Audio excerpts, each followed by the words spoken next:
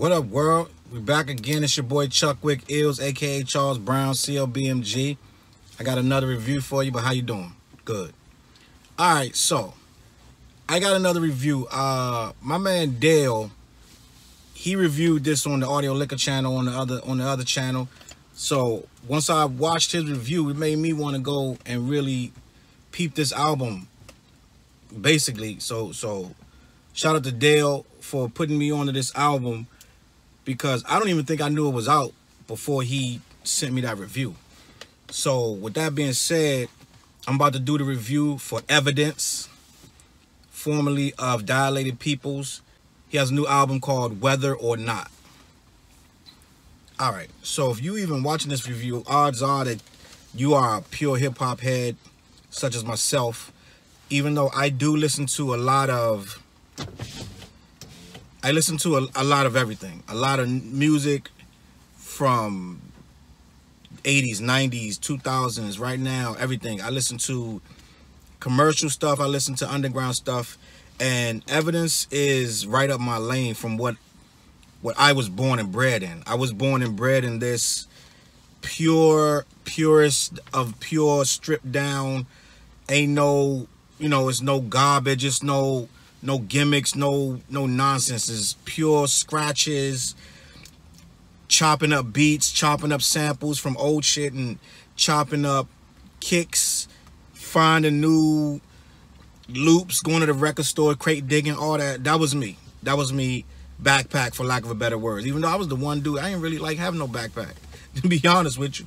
But everybody else took backpacks to the studio, and that was the weapon of choice. You had your water bottle, you had your records, you had your discs, your CDs, your notepad, your pen, your phone, everything in your backpack. Some kids had a gun in the back, whatever.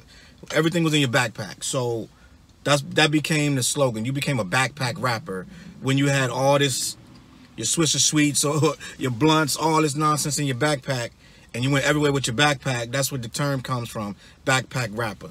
And I say backpack rapper because Evidence is from that era. Evidence is 40 years old, 41. And he's from that era, the same era as me. We some grown up shit. This some grown folk music. This is guys that have weathered the storm, that have seen Gangstar, first video. You know what I'm saying? We seen Steezo, EPMD, first video. We seen Special Ed, Slick Rick come up. We seen the whole rise of Def Jam. We seen that. We seen Def Jam West. We seen that come and go. We seen Hieroglyphics. We seen Dale, the Funky Homo Sapien. We seen Ice Cube. We seen Ice Cube start with NWA. We seen him leave NWA. We seen him diss NWA. We seen all that nonsense. And we still here to talk about it. So that's why I get a little offended when dudes be saying stuff like, oh, he need to retire, this a young man's game. And fuck Star, for real. Star on Everyday Struggle, you need to stop saying that shit, nigga. You as old as everybody else. Stop saying it's a young man's game and all that. They can't take this game, bro. We still here. None of us is dead. We still making music. Stop that shit. That's sucker shit, like you like to say. So what I'm going to say is basically for the older cats that still making good music, because Evidence is making quality music. The older cats like myself, the guys that Primo and guys from that era, still banging out Ed OG, still banging out quality music that somebody wants to hear, because this album charted. Evidence is Whether or Not. This album charted. It charted on the indie charts. It charted on regular Billboard. It charted international. It charted. Somebody wanted to hear this. And it's dope. So I want to say, grown folk rap, there's a place for it. There's a place for this. And it ain't even about skin color, nothing like that. Evidence is not a black MC, he's a white MC. But he makes great music. It's not about none of that. So it ain't about your race, it ain't about your skin color, it ain't about being a female, because I hear, Rhapsody and a lot of people getting this, oh, for a female, she's good. It ain't about none of that. It's about your skills. This dude is true to this music, just like Eminem. And I know Eminem, he had differences with Eminem, which I don't understand. It's whatever. but it's about being true to this culture. And a lot of people throwing that word around culture like it's, oh, it's color. It's not. This is a culture. You know what I'm saying? It's not about what region you came from, because the West is dope. The West is dope in their own way. Some of the shit the West do, East Coast can't fuck with, and vice versa. It's all about how you do it. And the West been putting this down for a minute. So this culture of ours, it's white, it's black, it's females, it's males, it's Chinese, it's African, it's everywhere. We run this world right now. And this is what I mean when I'm talking about grown folk rap, grown folk music. This album, whether or not, is a dope album. Now, let me move on to my experience with Evidence. All right, so when Dilated People came out, Dilated Peoples, Breath of Fresh Air, it was dope. This is when you knew that, not to say that it wasn't alternative or it wasn't diverse before, but around this time when Dilated was coming out, you felt, because I think what's this like, you got different nationalities in Dilated. DJ Babu, Rocka, and Evidence. If I'm not mistaken, that's 3 different nationalities right there. And yeah, you got just straight Wu-Tang or whatever at the time, but it wasn't represented like it should have been. I remember at one time it was talking about it was talk of when is a nice white rapper gonna drop. I mean, to be honest with you, you know what I'm saying? Because before that, you had Third Base, who was dope, but Third Base didn't last that long. They made a classic album, didn't last too much longer after that. They had their own differences, like all groups do. They broke up. You had Curious George, who, for what it's worth, Curious George was very monotone. He had a lane, and his lane ran out real quick. You had a couple other guys, never really popped. You had the Beastie Boys, but the Beastie Boys were amazing as a unit. But they weren't writing the most prolific bars you've ever heard. So it was always that talk. Before Eminem, it was always that talk. Yeah, you had, you know, this guy, that guy here and there. And I don't know how poppin' Brother Ali was at the time, or you had a couple other guys. A couple guys that I did rock with. What's my guy from the West Coast used to rock with Ice-T? I'll get it in a minute. He used to run with Ice-T. He was like one of the first to really just come out hard and started making noise as a white rapper. Everlast came out, one of the first, one of the hardest white rappers. Again, fell off. House of Pain, one of the biggest songs ever, fell off after a while. I mean, you can't, how long you gonna jump around? You know what I'm saying? So it's like, we were waiting for a while, and let alone other ethnicities taking that mantle, coming with them dope rhymes, because they always were there in the culture. They were always there. They were always DJing, breakdancing, beatboxing. They were always there, but on the mic. I challenge you to give me an Asian MC, a MC of Middle Eastern, like any of that. Don't name somebody new. I'm talking about in the 90s that you were putting up with the Gurus and the Rakim, like somebody of that caliber. You let me know, because like I said, Everlast was respected, but it didn't last long. MC Search was respected, didn't last too long, to be honest with you. And I'm the first guy to say Third Base for his album is a hands down classic. I wanted Sam Sever to be my producer. I wanted him to do a whole album for me.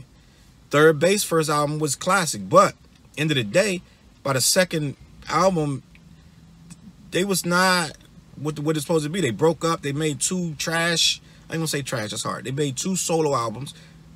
Pete Nice made his own and all that. But again, before Eminem, you tell me a white MC was stay in power that was nice. You tell me. So I say that to say this: when Dilated Peoples finally dropped, and we finally caught that buzz of Dilated Peoples with the mixed group and things like that. It was very different.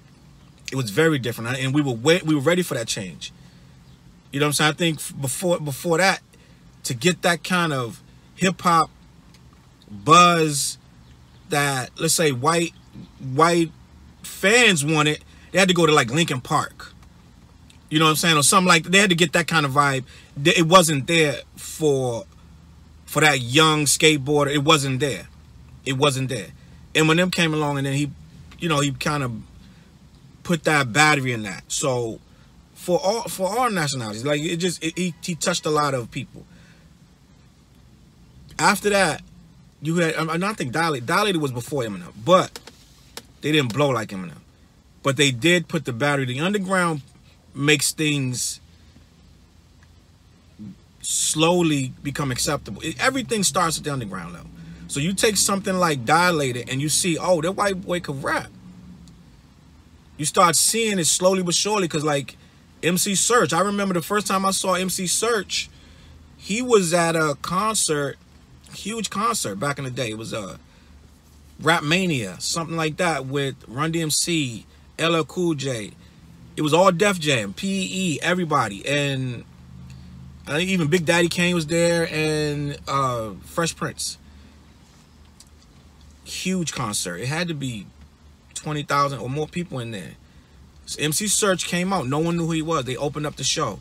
He came out dancing.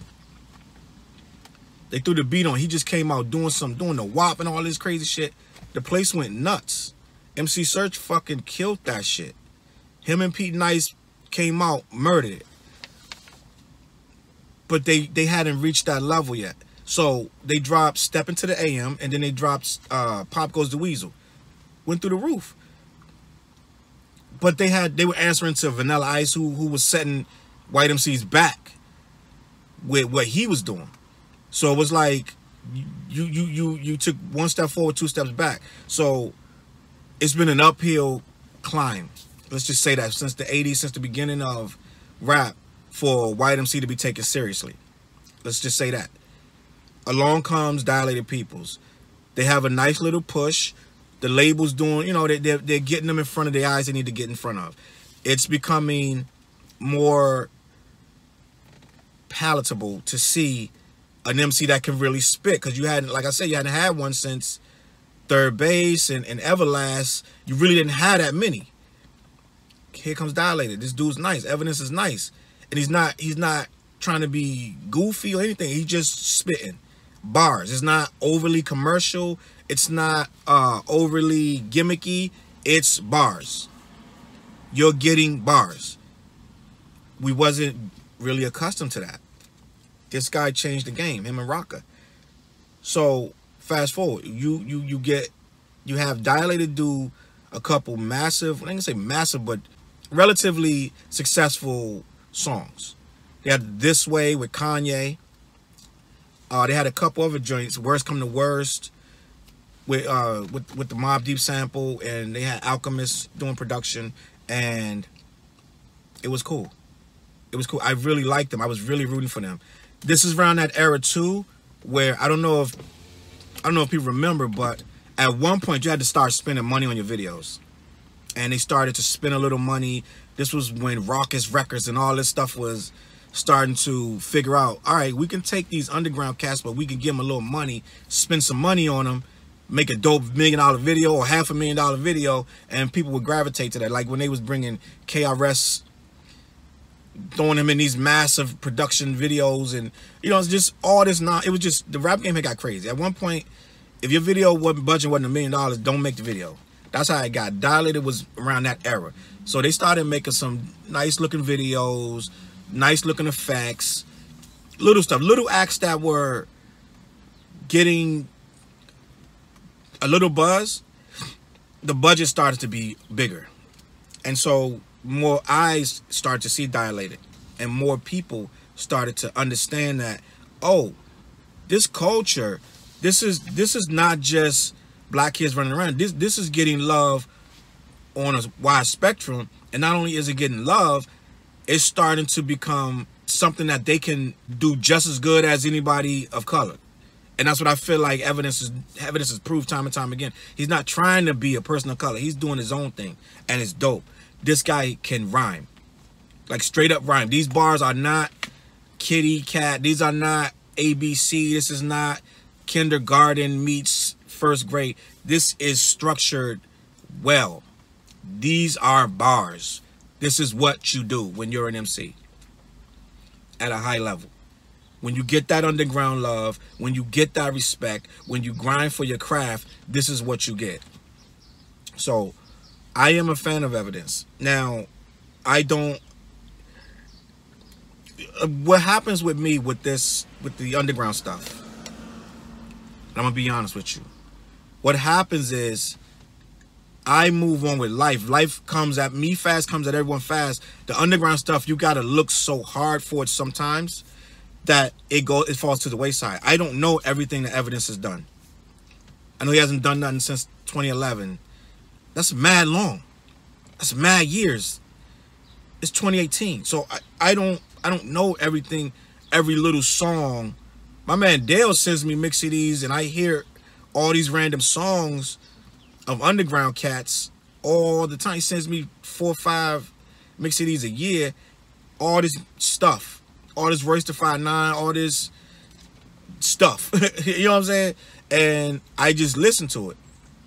But at the end of the day, those are not marketing plans. Those are not videos. Those aren't, I don't get a facial recognition from all these songs. It's just mad songs. Mad songs thrown at me. So I'm listening to all these songs, trying to catch all this, you know, all this rhapsody and all this stuff. And at the end of the day, that's just a song.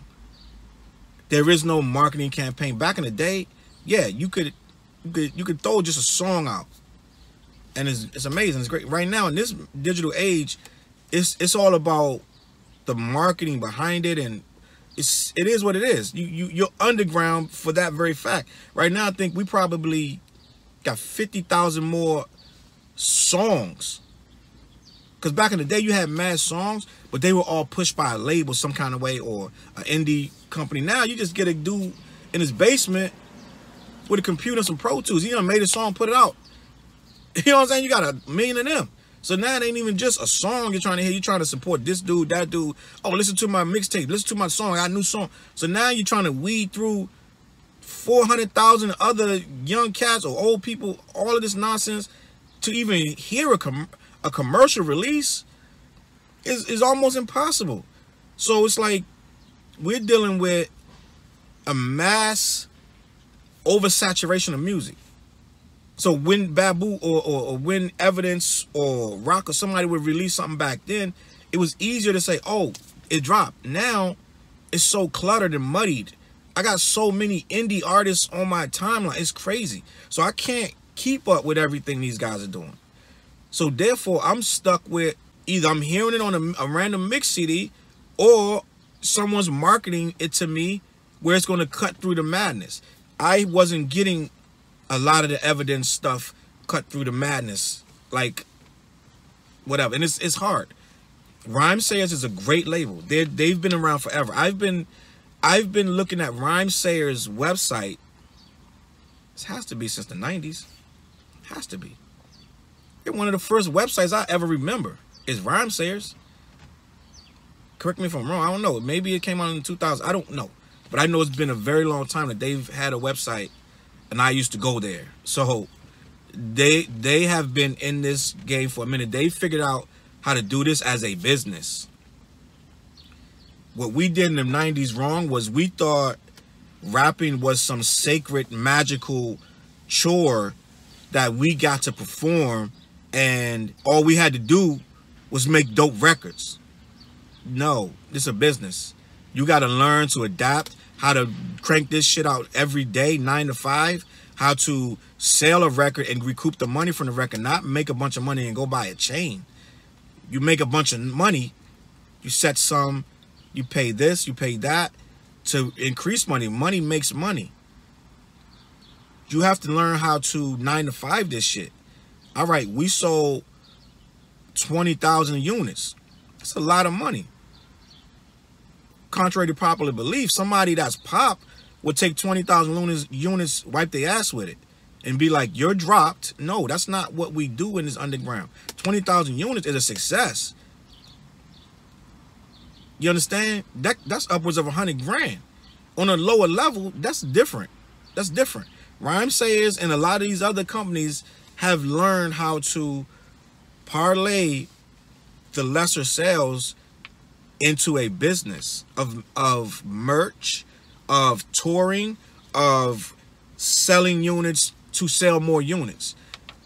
You take that money, you reinvest, you put that into future projects or promoting the same project. Make another video, reinvest it into your brand. You don't just try to make a hit song. As soon as you flop, you quit. Or as soon as you flop, you bail out and then you're like, fuck rap. No, this is a business. This is 20 years. You can do this for 20 years. They've figured it out. Evidence is figured out. This guy's 40 years old. He got a son. He got a wife. If I'm not mistaken, he's married. I don't know. But you got to feed. You can't. This is a different world right now. I wish I had known this 15, 20 years ago, because we would have did our thing differently. Back then, it was all about how much you sell the first week. Oh, man, y'all ain't selling nothing. Y'all whack. No. Once you understand this is a business, you treat it like a business. It's like going to work every day. You don't get all your money on the same day. You go to work. You get a check at the end of the week for that bit of work, and you keep grinding. You don't just get a $100,000 advance. No, this money comes slow, but it comes. That's what these guys have learned with this hip-hop. That's what grown man hip-hop is about. And that's why I get mad when these people say hip-hop is a young man's game, like somebody that's old is supposed to get out. No, it don't work like that. We still here. We gonna be here. So I want to talk about this album, Evidence, whether or not, Mr. Slow Flow. And I'm catching up with Evidence with this. I hear him on those Alchemist, when Alchemist put out his things and things like that, or I don't know if he's on. Is he on Static Selector? I don't know, but I know I hear him here and there on a couple joints. I don't know if he's on Terminology. I don't remember, but I do hear his verses here and there, and I like what I hear. So I'm gonna review this album. I'm not gonna hold you much longer, and I do want to say this album, whether or not, I feel like it's one. If I could say this in a respectful way, it is one long song. When I say that it's one long song, I mean that it never breaks character. It does not bounce all over the place. It does not become weird circus music at some point with some house driven. It doesn't go from 0 to 60, then to 30, then 100, then it's not all over the place. It's one long consistent song. Just like that amazing visual. They have the entire album with a video playing at the same time where they're driving around. It appears they're driving around LA with the album playing. I've never seen something so dope. I've never seen nothing so dope. I believe that is probably one of the most creative things in the history of rap, because no one would do that. Now, if they bid it and stole it from somebody else, then hey, that is what it is. But as far as I know, no one would do that. That is the dopest thing I've ever seen in hip-hop. Where the whole album is being played and they're just driving. It's amazing. So what I'm saying is it never loses focus. It never goes off the rails. It never goes off course. It is 100% a dope album. And I think that they accomplished what they were out to do. So let me do this review. Evidence, whether or not. Track 1, The Factory. I love the media skits they've used throughout this album. It's very hip hop. It's very classic. The weather, and they found all these weather clips and they put it through the album. It's completely dope.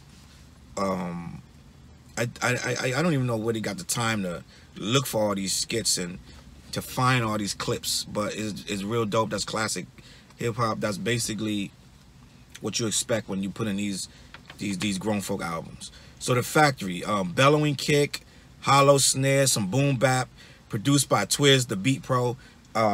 He killed this. I think that This sets the tone of where we're going with the album. It's a lot of dope producers on here. Alchemist, Knots, Babu, Evidence did some of the beats. Primo did a beat, and Samiam, I hope I said that right, and Budgie. But I'm gonna go through this real quick. I'm not gonna hold y'all up. Like I said, it's one long song, and I don't mean that in a disrespectful way. I mean that as it, you feel it all the way through. It doesn't divert. Next song, Throw It All Away, produced by The Alchemist. It's a chopped melody. His flow is mellow. He's speaking on life, grown man shit. I really respect what he's doing. It never gets childish. It never gets silly. He never tries to impress you with buffoonery. You understand? So kudos to that. Just for that. This guy is already, he's going to have a place in that top 50 of all time. He's there. He earned it. Next song, Powder Cocaine, featuring Slug and Katero. The Partridge Family hook, a hell of a drug. It's a great cadence. It's real talk. He's talking about his mom in the hospital. It's something that is thinking man music. This is pain music. This is my lane. This is what I do. This is where I hang my hat. This kind of music. I can't listen to it all the time because you got to be in that place when you're listening to this kind of pain music. I can't listen to pain music all day, all night, because I can't be in that place all the time. But when I do want to go there, it's dope. Next song, Jim Dean. 90s pattern, produced by Knots. I'm not sure if Knots is from my neck of the woods.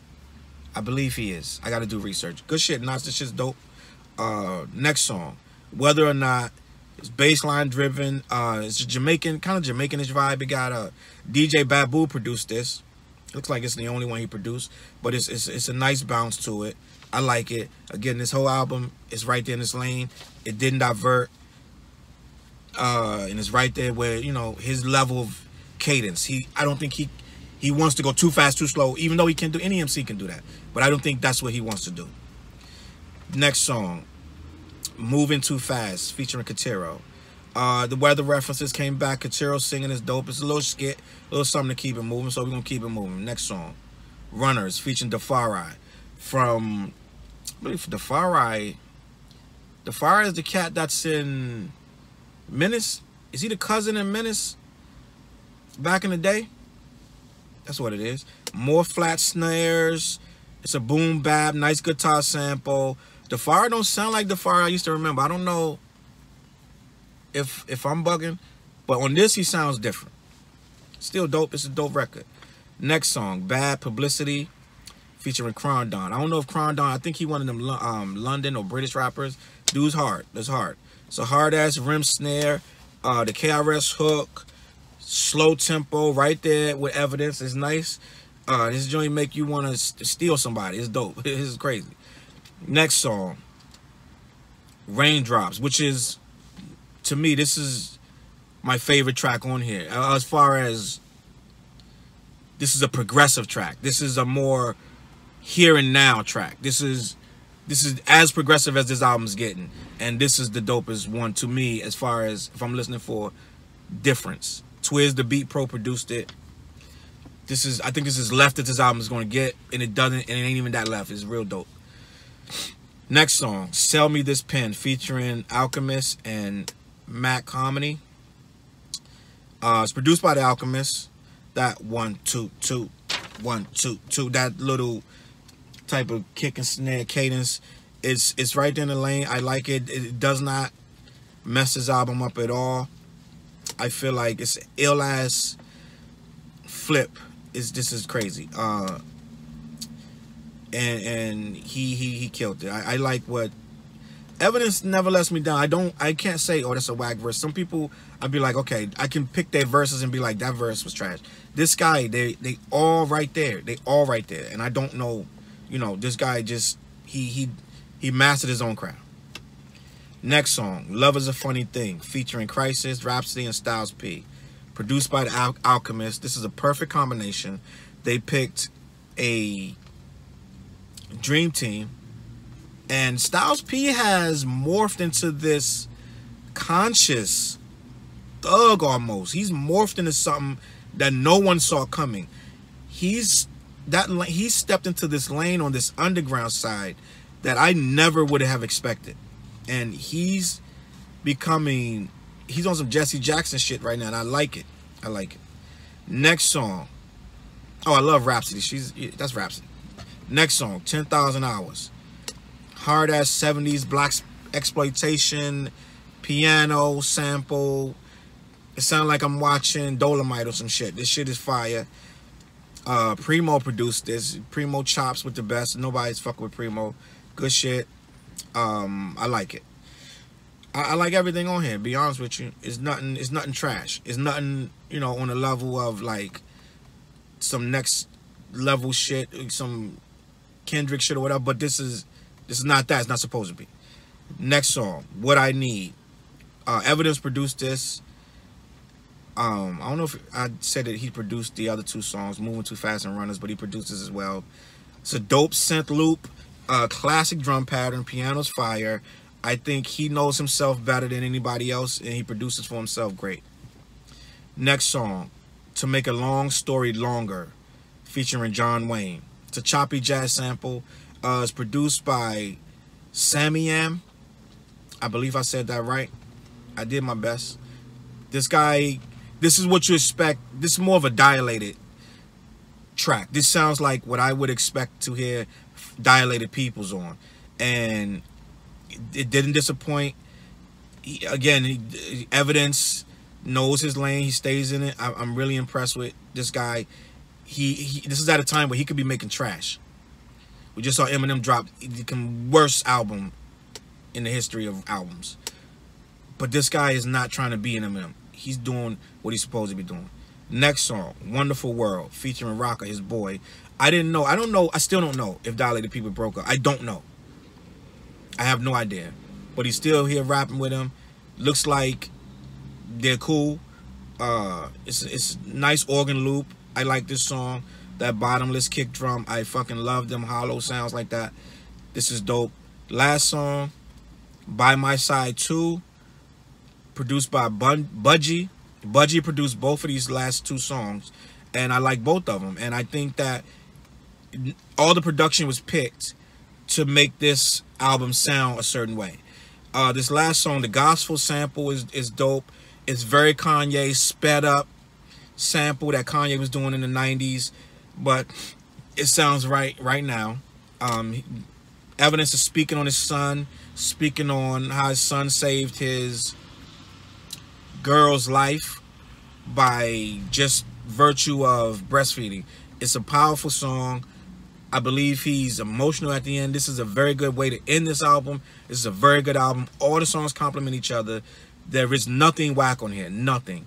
And you need to hear this. So with that being said, shout out to Evidence. Shout out to Rocka. Shout out to DJ Babu, Primo, Alchemist, everybody that's on this album. Shout out to Rhymesayers. This is a dope-ass product. Please keep doing what y'all doing. I just found a couple more artists from Rhymesayers the other day. I've been posting y'all shit. The female artists y'all got, this shit is amazing. Keep doing what y'all doing. We need y'all. We need y'all out here on the front lines. And shout out to everybody that's watching this. CLBMG. Subscribe. Like the shit. Don't like the shit. Whatever we want to do. It is what it is. My name is Chuck Wick Ills. Peace.